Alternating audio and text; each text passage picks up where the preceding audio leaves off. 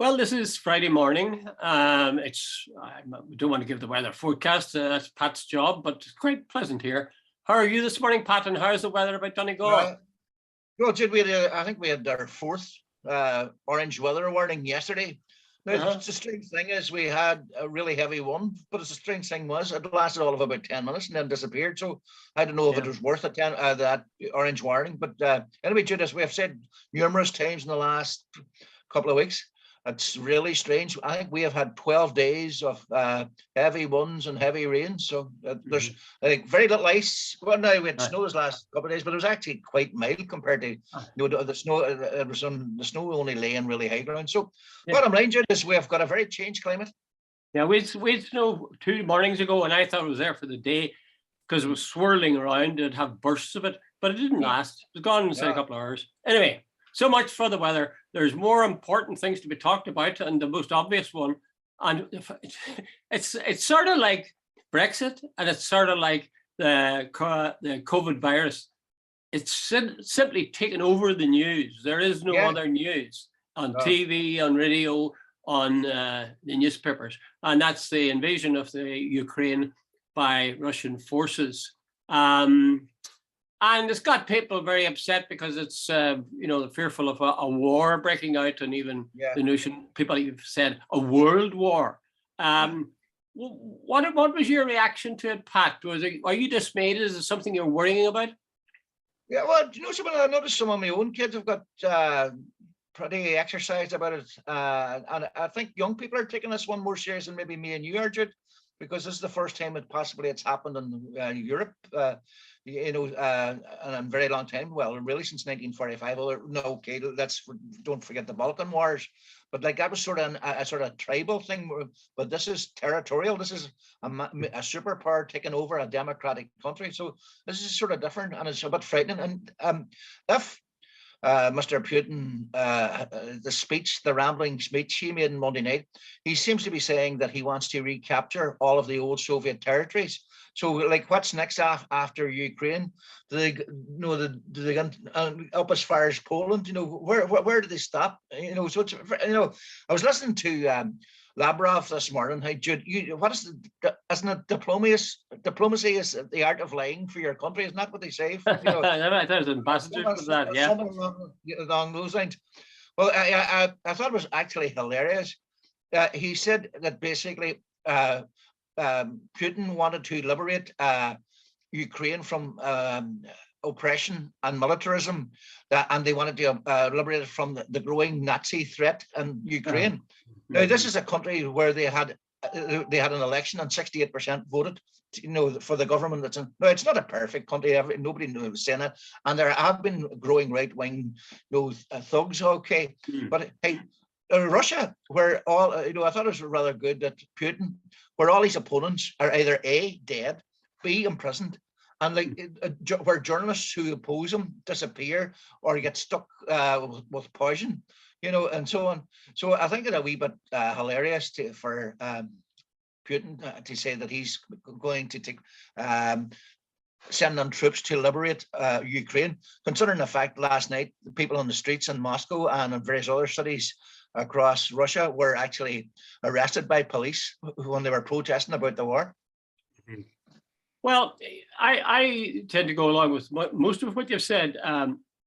It clearly was a threatened invasion, and then he's made it a real invasion. He hasn't been hanging back in terms of bombings. I gather that there's civilians being killed as well as military people being killed. However, the thought crossed my mind. They used the word of him as he was mad. He sounded insane in this, as you say, this rambling speech. But it does seem to me that the West is very quick to put these labels on people who are their enemy. They say, the guy's mad. Hitler was mad too. Everybody's mad if they were against them. When I watched the plumes of smoke going up, as this attack began or continued, I says, I've seen this somewhere before. And then I thought, oh yeah, Iraq, the attack in Iraq. It's just exactly like the attack in Iraq. There's the boom of the guns, and then the huge thing of smoke. So it's not an unheard of thing, and it isn't something that only people like Putin do. The UN Secretary General said that it was if one country invades the territory of another, that's without that people's permission, it can't then say it's a peacekeeping force. It's an aggressive force. And he's right, that Putin was aggressive. But in a blog that a guy sent me for today, he makes a point that the UN Secretary General didn't say a word when the West, led by the US, of course, invaded Afghanistan, Iraq, Syria, Libya, country after country. Yeah. And yet, people were being killed right, left, and center. People were refugees out of their own country. And because they were our side, the West, it wasn't seen as nearly the big a threat to world peace. It's not to say that Putin is a nice man. He's clearly a bit of a tyrant, and he's got power. However, you've got to remember that before him, the former USSR, Russia, was in chaos. And he was a strong man, a hard man, and he, banged heads together, killed people, and he's a strong guy with a strong grip and power. And most Russians, I would say, think it's a damn good thing. However, we're now finding the impact of that because he's taken over the Ukraine if he can. The other thing that this guy said about this whole event was this question of spheres of influence. Yeah. That phrase, spheres of influence, that you can't have people interfering in your spheres of influence. For example, the Cuban Missile Crisis was about spheres of influence. Yeah. Because Americans always have had all of South America, really, as being their sphere of influence. They have allowed dictators to play there, or if they didn't like them, they sent in their troops and they, changed to a regime. So people didn't mess. And if you look at Russia, Ukraine, you could say, was a sphere of influence. That doesn't mean that you should be invading it, but it is a country right up against Russia. And NATO, which promised in 1991, they promised Gorbachev they said they wouldn't expand into Eastern Europe. But sure, from what we can gather, the Ukraine was being courted to become a member of NATO. So while I despise and detest what Putin has done, I think we should take all those factors into consideration as well. Absolutely. It didn't come out of the blue any more than the violence and the troubles came out of the blue. Yeah. Lavrov this morning pointed out exactly what you pointed out. He pointed out the hypocrisy of those condemning Russia now. Jude, the Dominican Republic was totally destabilized by the Americans and a regime that they didn't like. Look at Argentina, what they did. The colonels that ruled there for a year was total American support. Hugo Chavez was totally undermined by the Americans. You keep going. Democratically elected people, their economies ruined with embargoes. Look at Cuba to the present day. Now, if Russia or somebody else wanted to set up a satellite state in Cuba, do you seriously think the Americans would say, that's our sphere of interest, this is our back door, and it's okay, you go ahead? Well, Putin, for all his faults, has got a point in regard to Ukraine. Why is it? This is a very serious question. Why is it that we don't hear what you've just said and what I've said? The media, the balanced BBC, for example, never mentions what it was that drove or encouraged Putin to launch this attack. That background, spheres of influence, NATO's expansion. Me and you we're lefties. We sort of see the world from maybe a slightly different perspective. There's an establishment out there that says, like, if I said to someone like you, or to, somebody from the BBC, they'd be saying, "Oh, that doesn't matter what happened in the past. What Putin's doing now is terrible, and such and such and such. That he's invaded a democratic country, and how dare you make a comments like that, justifying what that man has done?" But when you put something in context and sort of say, "Dude, you can't give Putin a bye ball for this. It's totally unacceptable. But the hypocrisy, as is usual, the West, like Lavrov this morning, as I said, pointed out exactly what you had said. Like, wait a minute, this is our sphere of influence. Jude, by the way, just one final point. Russia's got, because of their climate thing, the whole thing about, if they get closed in, they have no warm weather ports. They have a big navy. They consider this, their way of life, their culture, their language, their Orthodox church, and all, as a way of life is under threat from the West. And everybody, if you corral off one beast, one animal from the corral, and then another one, and soon you'll have no animals left in the corral. So they see the West taking off Ukraine, and then what next? So they're saying our way of life and all. Now, you don't have to agree with it, but you can understand it. And I think that's the way it should be reported. I think it'd be more credible if they didn't try to make Putin into some sort of cartoon villain. He's a ruthless leader, and he has attacked a country beside him to invade it. But hold on a second, Pat. Hold on one second. I'll be right back. Sorry, I know this is recording, but. Right. Okay. Okay. That was. I had a grandchild one day was going to do that and sort of said, I'll tell you what that was about after we go off the air, Pat. So yeah, I would agree with you. One of the other things that struck me about it was people were asking Micheál Martin what his views were, and how did he see things. And he came out, it was shocking, and the usual, but so accurate, saying accurate things. But the article that I read said that in 2009, the Lisbon Treaty was signed in the EU by Ireland as well as, or the south of Ireland as well as everywhere else. And you know that the Lisbon Treaty means that you're a sort of a citizen of the EU. Yeah. And you have to take on the normal obligations that a citizen has, certain rights and certain obligations. Yeah. And one of these is that the foreign policy positions are decided not by you, but by the EU. So Micheál Martin is helpless to take any other stand than the one that he did. Now, he probably took the right one, but my point is we should look at the impact of being part of the EU. I'm sure Ray Bassett will be the first one to trumpet this, that in fact, it renders any notion of Irish neutrality a myth. It just doesn't exist anymore. And I mean Irish neutrality, I mean the south of Ireland. Guy Verstappen, or whatever, I can't remember his exact spelling of his name or his pronunciation of his name, but he was a former bigwig in the age, a former Belgian Prime Minister. He was on yesterday on some program that I've listened to so many, I'm not sure which program he was on, but anyway, he was saying the clear need now, the EU is going to have to look at it, is that we need an army, an EU army.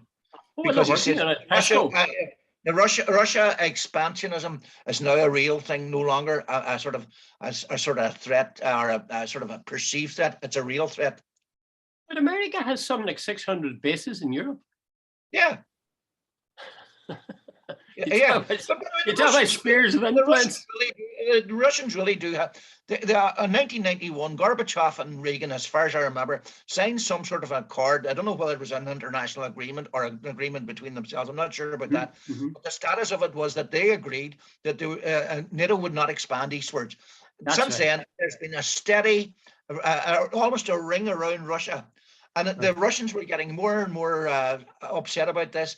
They have got a problem, Jude, because their seas freeze over in the winter and so on, that they need warm weather ports. And one of them was, I think, in Sebastopol, is not in the Crimea. So they took, remember that, I think it's about 2014 or something, they invaded there. But they invaded for a damn good reason. Because if they want to be a world superpower and they need a navy, they were going to be hemmed in. Now, I'm not justifying it, but I'm saying from their point of view, they have as much right to go into Ukraine as America had gone to Libya or Afghanistan or Iraq or to do Hugo Chavez or the Dominican Republic. Syria.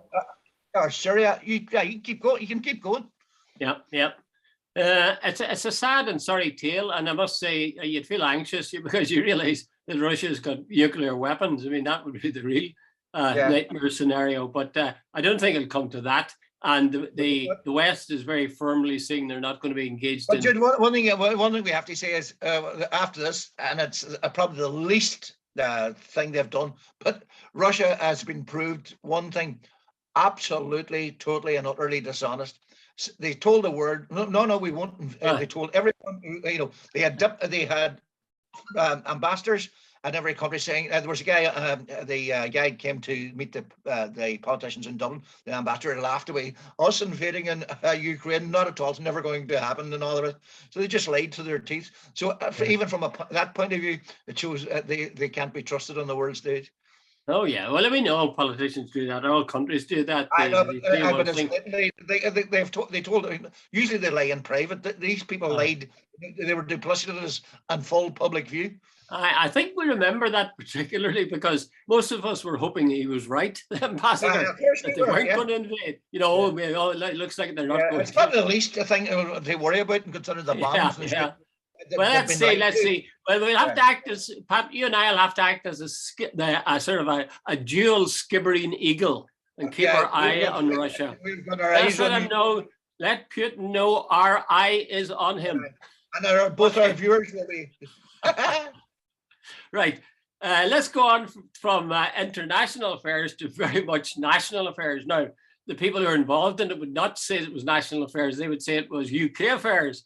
I would say it's Irish affairs. And that is Nolan's show last Wednesday on TV. I was watching it actually. Yeah. Dealt with the rejoining of the UUP by roll of drums, Jeffrey Donaldson, who left the UUP to join the DUP. Then when Putz was elected, and he didn't get elected, I gather he met up with the UUP. That's what the claim is in more than one place. Now, Nolan didn't say this, but elsewhere it says that they met in a British Army barracks. Yeah. So that it wouldn't be known. And what was put to him essentially was, how would you like to switch parties? Yeah. Jeffrey sounds a bit like Lanigan's ball. Jeffrey stepped in and Jeffrey stepped out again. So, Jude, I would think there's another couple of chapters to play in this. I would think what Doug Beattie. Now I don't know what Doug. Now if Doug's ruthless, and Jeffrey, they had real discussions about rejoining the UUP, he could really go for it and say, yes, I've got a recording, or I've got notes that said I was approached by Jeffrey, or I tapped Jeffrey and he was interested. Now, like I presume, knowing Beattie, he won't do that. He'll say, no, it was just an off-the-record discussion and at a time and so on. Why would he not say it, Pat? Why would he not say it? I don't know. Well, the other thing, Jeffrey is going to turn around and say, I'm a very sort of polite man, and I can't help it if I get if somebody sends me an unsolicited message. Thank you, but no thanks. What am I supposed to do? I had nothing to do with it. I met Doug Beattie. We had a cup of coffee. I didn't consider it seriously. Are people putting words in my mouth now when I meet someone? You can bet your life he'll play it off like that. But if Doug Beattie has something and he really wants to play it, and by the way, Doug hasn't said a lot so far. No, I'd love to know if he ever get on a studio. Did you meet Jeffrey Donaldson? No. Did you discuss him rejoining? Yes. And what was he? Dude, it'd be really answer, because let's cut to the chase here. Donaldson's nose was the favourite to take over from Ireland. He was the smooth Urbane leader, and so on. And here's this sort of farmer from whatever Cullybacky, wherever his Boots is from, and hard line. He takes over. And by the way, in his acceptance speech, Poots never mentioned Jeffrey at all. No sort of reaching out, no nothing. Jeffrey probably was sitting figuring, my day could be done this party. Maybe it's time for me to have a look at where I'm going again. And then, and he knows about a joint not been elected and all the rest of it. So a wee sort of call from Doug Beattie, and we met up for coffee. Yeah, maybe I should rejoin. Maybe the UUP's more in my line. Who knows, Jude? But the point is, it certainly raises major questions about the DUP now. Well, when he was asked on Nolan, or at least when Nolan reported it, he quoted was it a tweet or whatever that the DUP sent out, or Jeffrey sent out. And in it, he didn't say that he didn't want wasn't made an offer. He phrased it in such a way that he was focused on the DUP, and he didn't say he wasn't offered it. Well, he did say he was offered, but he politely declined. But he didn't say anything about how it was offered. That thing about every political statement, you don't say what it says in it. You always check it for what it doesn't say. Exactly. And the thing that strikes me is, if this story about the meeting in the British military barracks is true, then it's a case of why would Jeffrey go there? Because somebody was on the blower to his aide-de-camp, or maybe he himself spoke to him on the phone. And then as a result of that, he went to meet with him in the barracks. Yeah. Why would you go? Why would you leave where you are, go to a barracks to a meeting to tell a guy that you weren't going to join his party? I can think of another parallel to that, but my wife said I wasn't to use it. But anyway, it's an example of a guy going somewhere. His whole purpose in going apparently was to say no, which he could have said over the bloody phone. Well, Jude, here's I think it was Alison Morrison last night in the View said that she's come up with this, that they met in an army barracks. No, Jude, it would be very difficult, I would presume, for both Doug and Jeffrey to deny they met in an army barracks on the basis that they could have been seen by 3 or 4 people, or maybe more. Now, if 3 or 4 people, if a good journalist says, "Did you see them? Did you see them? Did you see them?" And if 4 or 5 people, I know if they get 2 or 3 is enough. There's sources to say, "Yeah, I saw them that day." They can't. The deniability factor goes out the window. So then they really aren't bothered. Pat, why would Doug Beattie not say yes? We asked him to join us, and he didn't, because that would make Jeffrey look bad, and therefore presumably would be good for the UUP. There'd be more people who would be looking unionists. Well, that's the point I was making. If Doug was ruthless, he would certainly would. But I don't think he's that sort of people. A person. The other thing as well. I think you're giving it too much credit, Pat. I really do. I don't mean anything personal to Doug Beattie, but I don't think there's a politician alive who, when he spots an opportunity for political advancement, won't grab it with both hands. I think this would have been a nice chat. This whole thing about unionist unity, if Doug if he no one will that be considered there. I think maybe this one would be considered backstabbing. And that's it. How it would play for him, you see, he might look bad. I don't think it would play well with him for him. There is that possibility. So he must have figured that he would, be seen as a Lundy or a traitor or sticking the knife in when a man was helpless. But I mean, tell me this. This is my question to you, Pat. And maybe we should be looking at this more sort of clinically. But will the advantage that Sinn Féin has in the polls, regularly in the polls or streets ahead, right? Will that translate into seats in Stormont? Because if it doesn't, they'll not be the biggest party. Yeah, Julia, there's always that major proviso, and I've lived now, excuse me, so long. You'd see when it comes to that expression, whipping of the crutches. I think people revert to type. And I think, see this thing at some stages, Sinn Féin were 10 points clear in the polls and stuff, and then it narrowed down, I think, to 7 there the last day. Excuse me. Jude, see, every time so far in my long experience of watching Northern Ireland politics, it can go whichever way you like until the day of the vote. And then suddenly everybody goes into the booth. I mightn't like the DUP, mightn't like this, mightn't like Sinn Féin, but the 2 tribes trying to vote, much more so in unionism now than in national, but definitely in unionism, because they have one unit, they have one objective, and that's identity politics. They'd want the union to stay, and they'll hold their noses and vote for the DUP. It'll be interesting to see. The other thing, and another time, we'll leave this for another day, and that is the question of where the election boundaries, the electoral boundaries, the wards will be. Because I gathered that wasn't there a change made to those over the last couple I remember reading that there were. I need to check it out. Exactly. There's no point in me saying I know that, because I don't. Because there was some talk that the Electoral Commission had danced to the DUP. Yeah, there were some changes made, Jude, and I think there were. I remember some But just like no, it'd be bullshit. I remember reading about it, but whether it actually happened or not, I don't know. Maybe we'll check it out for sometime next week and see. Yeah. Okay, final point. You have located a woman in the US, Pat. Right, Jude, you know, so just on a Final story. Seeing the it's just a wee sort of cheerful story.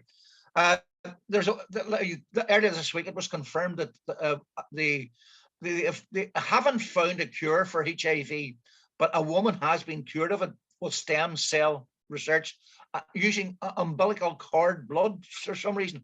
Now they don't know what exactly has happened yet, but the woman she has leukemia as well, and apparently she's totally in remission and so on. So it will be years down the road before they're able to cure AIDS. Now, what they've done for years is contain it. But it shows medical science is on the right track. I wrote down the name. Sharon Lewin, President-elect of the International AIDS Society, says it proves a cure is now possible. So, Jude, if they can cure AIDS, now, Jude, the reason I'm bringing this, way back in the 1980s, I remember watching programs of a mother and father, their 18 or 19-year-old son. You know, he was about 6 stone, he was just about 6'3", and he was dying. Nobody would look after him. He had AIDS, etc., etc. And remember all the gay curse and the gay plague and all the rest of it. There was a lot of very black humor knocking around then. People would never repeat it. I remember I knew this medical guy as well. He's an old American's dead now. He's a lovely man. I remember saying to him, he says, "Jesus, Pat, you know, someone," he says, "see when they can find a cure, you know, give you back your immunity system." He says that'll be one hell of a medical breakthrough. Well, they look like they have finally found their way, because they have cured this woman of HIV. So now it could be years before they get the final cure. But this woman, this doctor who says, well, it looks now like a cure is possible. Yeah, that's very good. It's always heartening when you hear that kind of thing, and you hear about the efforts that people are making to make life better and make it livable for people. Yeah. And doesn't it, dare I finally say, doesn't it contrast sharply, where you have all these people who are working day and night trying to devise ways to make life more livable, to save people's lives. And then on the other hand, you have people who have spent lots of money getting weapons so they can blow their enemies to bits. Absolutely. The one people we didn't mention, and the one group of people who are smiling happily this morning, are the arms manufacturers. Absolutely. And those who sell weapons. And there are people who believe that attack has happened because it sells military equipment. Yeah. Oh, that's a very somber note, Pat. Yeah. Tell us a who is your tinkler of the week? Oh, is it not obvious? I never thought who you say. I thought Putin a bit, but I'm not sure. Putin wants it hands down.